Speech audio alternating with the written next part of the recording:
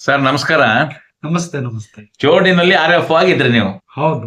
Devaraj sir ಅಂದ್ರೆ ಬಾರಿ famous ನೀವು ಅವಾಗ. ಒಳ್ಳೆ IFS ಆಫೀಸರ್ ಇದ್ದಂಗೆ ನೀವು ಆ ಕಾಲದಲ್ಲಿ. ಹಾ.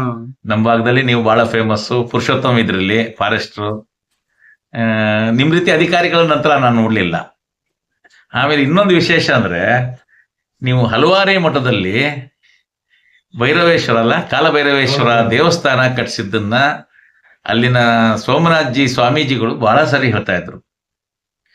ಸರ್ ಇಲ್ಲಿ ನೀವು ಡ್ಯೂಟಿ ಮಾಡಿದ ಅನುಭವ ಏನ್ ಅನ್ಸುತ್ತೆ, ಮತ್ತೆ ಆ ಟೈಮಲ್ಲೇ ನೀವು ಆ ದೇವಸ್ಥಾನ ಕಟ್ಟಿದ್ರಲ್ಲಿ ಅವೆರಡರ ಬಗ್ಗೆ ಸ್ವಲ್ಪ ಮಾಹಿತಿ ಹೇಳ್ಬೋದಾ ಸರ್? ಈಗ ನಾನು 2000ನೇ ಇಸ್ವಿಯಲ್ಲಿ ಚೋಡಿ ವಲಯದಲ್ಲಿ ಕೆಲಸ ಮಾಡಿದ್ದೆ. ಹಾ.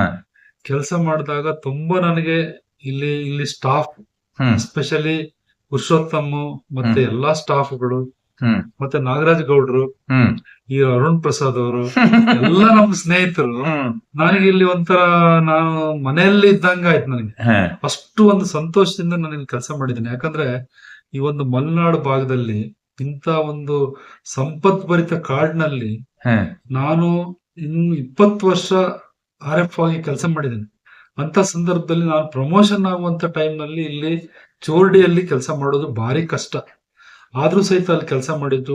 ಅವಾಗ ಒಂದು ಆನಂದ್ ಗೌಡ ಅಂತ ಹೇಳೋರು ನಮ್ಮ ವಲಯದಲ್ಲೇ ಉಂಡೇಟ್ನಿಂದ ಒಂದು ತೀರ್ಕೊಂಡು, ಇದೊಂದು ವಿಷಾದನೀಯ ಸಂಗತಿ. ಆದ್ರೆ ಅವರು ಕಳ್ಳತನ ಮಾಡ್ಲಿಕ್ಕೆ ಬೀಟೆ ಮರಗಳನ್ನು ಕಟ್ ಮಾಡ್ಲಿಕ್ಕೆ ಬಂದಾಗ ನಮ್ಮ ಸಿಬ್ಬಂದಿ ವರ್ಗದಿಂದ ಅವ್ರು ಗುಂಡೇಟಿತ್ತಲ್ಲಿ ಇದಾದ್ರು. ಅದರ ನಂತರ ನಮ್ಮ ಸ್ಟಾಫ್ ಅವರು ರೆವಿನ್ಯೂ ಎನ್ಕ್ವೈರಿ, ಪೊಲೀಸ್ ಎನ್ಕ್ವೈರಿ ಇದೆಲ್ಲವನ್ನು ಸಮರ್ಥವಾಗಿ ನಿಭಾಯಿಸಿದ್ರು. ಮತ್ತೆ ಅವಾಗ ನಾವು ಯಾವುದೇ ಡೆವಲಪ್ಮೆಂಟಲ್ ವರ್ಕ್ಸ್ ತಗೊಳ್ಳದೆ ಪ್ರೊಟೆಕ್ಷನ್ ವರ್ಕ್ ಅನ್ನ ಇಲ್ಲಿ ತುಪ್ಪೂರು ಭಾಗ ಇರ್ಬೋದು, ಎಲ್ಲಾ ಭಾಗದಲ್ಲಿ, ಈಗ ನಮ್ಮ ಇದು ಶಿಕಾರಿಪುರ ಭಾಗದ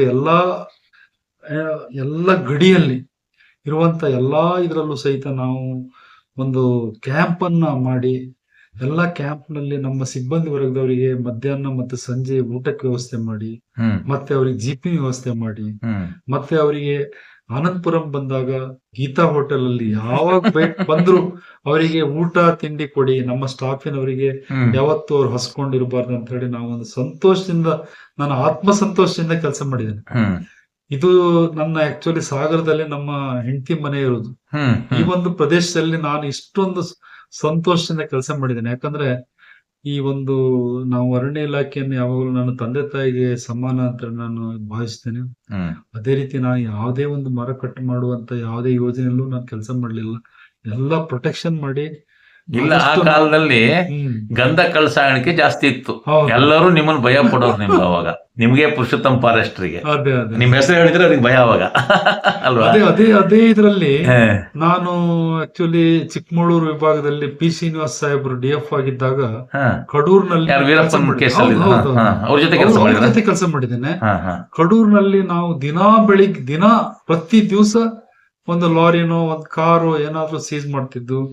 ಮತ್ತೆ ನಾವು ಮನೆಯಲ್ಲಿ ನಾನು ಡ್ಯೂಟಿಗೆ ಹೋಗುವಾಗ ನಮ್ಮ ಮಿಸ್ಸಸ್ಸಿಗೆ ನಾನು ವಾಪಸ್ ಬರ್ತೇನೋ ಇಲ್ವೋ ಅನ್ನುವಂತ ಒಂದು ಭಯ ಇತ್ತು ಅವಳಿಗೆ. ಆದ್ರೂ ಸಹಿತ ನಾನು ಸಂತೋಷದಿಂದ ಕಳಿಸಿದ್ದಾಳೆ. ಇವತ್ತು ನಾನು I am very very grateful to her. ಯಾಕಂದ್ರೆ ಇವತ್ತು ಅಂತ ಒಂದು ಕಿಶೆಯಲ್ಲಿ 5 ರೂಪಾಯಿ ಇಲ್ಲದೆ ಇದ್ದಂತ ಕಾಲದಲ್ಲೂ ನಾವು ಸರ್ವಿಸ್ ಅನ್ನು ಮಾಡಿದ್ದೇವೆ.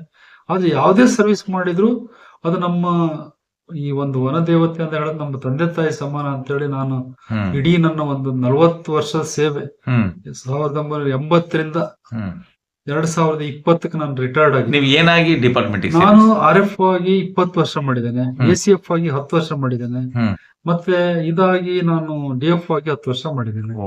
ಈ ರೀತಿ ಮತ್ತೆ ನನಗೆ IFS ಸಹಿತ ಅವಾರ್ಡ್ ಆಗುವಂತದ್ದು 2015ರಲ್ಲಿ. ಅದು ಸಹಿತ ನನಗೆ 2020ಕ್ಕೆ ರಿಟೈರ್ಡ್ ಆದ್ರಿಂದ ರಿಟೈರ್ಮೆಂಟ್ ಆದವರಿಗೆ ಕೊಡ್ಲಿಕ್ಕೆ ಬರೋದಿಲ್ಲ ಅಂತ ಹೇಳಿ ಇದು ಹಾಕಿದ್ದಾರೆ. ಅದಕ್ಕೆ ಸಹಿತ ನಾನು ಹೈಕೋರ್ಟ್ ಅಲ್ಲಿ ಕೇಸ್ ಹಾಕಿದ್ದೇನೆ. ಅದು ನನಗೆ ಮಕ್ಕಳು ಏನ್ ಮಾಡ್ಕೊಂಡಿದ್ದಾರೆ ಸರ್? ನಮ್ಮ ಮಗ ಈಗ ಹೋಟೆಲ್ ಮ್ಯಾನೇಜ್ಮೆಂಟ್ ಮಾಡ್ಕೊಂಡು ಅವನೀಗ ಮಡಿಕೇರಿಯಲ್ಲಿ ಹತ್ರ ದುಬಾರೆ ಎಲಿಫೆಂಟ್ ಕ್ಯಾಂಪ್ ನಲ್ಲಿ ಮ್ಯಾನೇಜರ್ ಆಗಿ ಕೆಲಸ ಮಾಡ್ತಾ ಇದ್ದಾನೆ. ನಮ್ಮ Dubare elephant camp forest department jungle lodges and resorts ಅದರಲ್ಲಿ ಮ್ಯಾನೇಜರ್ ಆಗಿ. ನಿಮ್ಮ ಸಹೋದರ ಒಬ್ರು ನಿಮ್ ಡಿಪಾರ್ಟ್ಮೆಂಟ್ ಅಲ್ಲಿ? ನಮ್ಮ ಸಹೋದರ ಸಹಿತ ಅವನು DF ಆಗಿ ಈಗ ಇದರಲ್ಲಿ ಮಂಗಳೂರಿನಲ್ಲಿ KCDC ಅಲ್ಲಿ ಕೆಲಸ ಮಾಡ್ತಾ ಇದ್ದಾನೆ. ಅವನು ಸಹಿತ ಎಲ್ಲಾ ರೀತಿಯ ಬಯಸಿಂಗ್. ಅವ್ರ ಹೆಸರು ಉದಯ್ ಕುಮಾರ್ ಜೋಗಿ. ನಾನು ನನ್ನ ಸರ್ವಿಸ್ ಅನ್ನ ಶಿವಮೊಗ್ಗದಲ್ಲೇ ಇದ್ ಮಾಡಿದೆ. ಚೋರಡಿ ಆನಂದಪುರ ಅಂತೂ ನೀವು ಮರೆಯಲ್ಲ. ಜೋಡಿ ಆನಂದಪುರ ನಾನು ಮರೆಯುವುದಿಲ್ಲ. ಹ. ನನ್ನ ಸರ್ವಿಸ್ ಅನ್ನು ಫಸ್ಟ್ ಸ್ಟಾರ್ಟ್ ಮಾಡಿದ್ದೆ ಶೃಂಗೇರಿ ಕೊಪ್ಪದಲ್ಲಿ. ಹ, ನಾನು 15 ವರ್ಷ ಪಶ್ಚಿಮ ಘಟ್ಟದಲ್ಲಿ ಕೆಲಸ ಮಾಡಿದ್ದೇನೆ. ಹ, 25 ವರ್ಷ ಕರ್ನಾಟಕದ ಉತ್ತರ ಕರ್ನಾಟಕ ಭಾಗದಲ್ಲಿ ಎಲ್ಲ ಕೊಪ್ಪಳ, ಅದ್ರ ಮೇಲೆ ಗೋಕಾಕ್ ಬಳ್ಳಾರಿ, ಮಾಡಿದ್ರಂತಲ್ಲ. ಗೋಕಾಕ್ DF ಆಗಿ, ಬಾಗಲಕೋಟೆ DF ಆಗಿ, ಹ್ಮ್, ಬೆಳಗಾಂನಲ್ಲಿ ವರ್ಕಿಂಗ್ ಪ್ಲಾನ್ಸ್ ಎಲ್ಲದರಲ್ಲೂ ನಾನು ಕೆಲಸ ಮಾಡಿದ್ದೇನೆ. ಎಲ್ಲಾ ಹ್ಮ್, ರೀತಿಯಲ್ಲೂ ನಾನು ಕೆಲಸ ಮಾಡುವಂತ ಒಂದು ಅವಕಾಶ ಸಿಕ್ತು. ಹ್ಮ್, ಅಲ್ಲಿಯೂ ಎಲ್ಲಾ ಕಡೆ ನನಗೆ ಸ್ಟಾಫ್ ಆಗ್ಲಿ, ಹ್ಮ್, ಮೇಲಧಿಕಾರಿಗಳಾಗ್ಲಿ, ಹ್ಮ್. ಇವತ್ತಿಗೂ ಒಂದು ನೆನೆಸುವಂತ ಒಂದು ಆತ್ಮೀಯತೆಯಿಂದ ಕೆಲಸ ಮಾಡಿದೀವಿ ಅಂತ ಇಲ್ಲ ಹೇಳಿದ್ರೆ ಸರ್, ಒಂದು ನಿಮ್ದು ಹೆಂಗ್ ಆತ್ಮಸಂತೋಷ ಇದೆ. ನೆನಪು ಅಂತ ಹೇಳಿದ್ರೆ ನಮ್ಗೆ ಸಣ್ಣ ನಿಮ್ಮ ಕೂಲಿ ಜನರಿಂದ ಹಿಡಿದು ನಿಮ್ಮ ಇಲಾಖೆಯ ನಿಮ್ಮ ಕೈ ಕೆಳಗಿನ ಸಣ್ಣ ಸಣ್ಣ ಉದ್ಯೋಗಿಗಳ ಜೊತೆಗೆ, ನಿಮ್ಮ ಡ್ರೈವರ್ಗಳ ಜೊತೆಗೆ ನಿಮ್ ಒಡನಾಟ ಇತ್ತಲ್ಲ ಸರ್ ನಿಮ್ದು. ಹ್ಮ್, ಹ್ಮ್. ನಿಮ್ದು ಎಲ್ಲೂ ಕೂಡ ನೀವು ರುಬಾಬ್ ಮಾಡ್ತಿರ್ಲಿಲ್ಲ ಬೇರೆ ಅಧಿಕಾರಿಗಳಂಗೆ.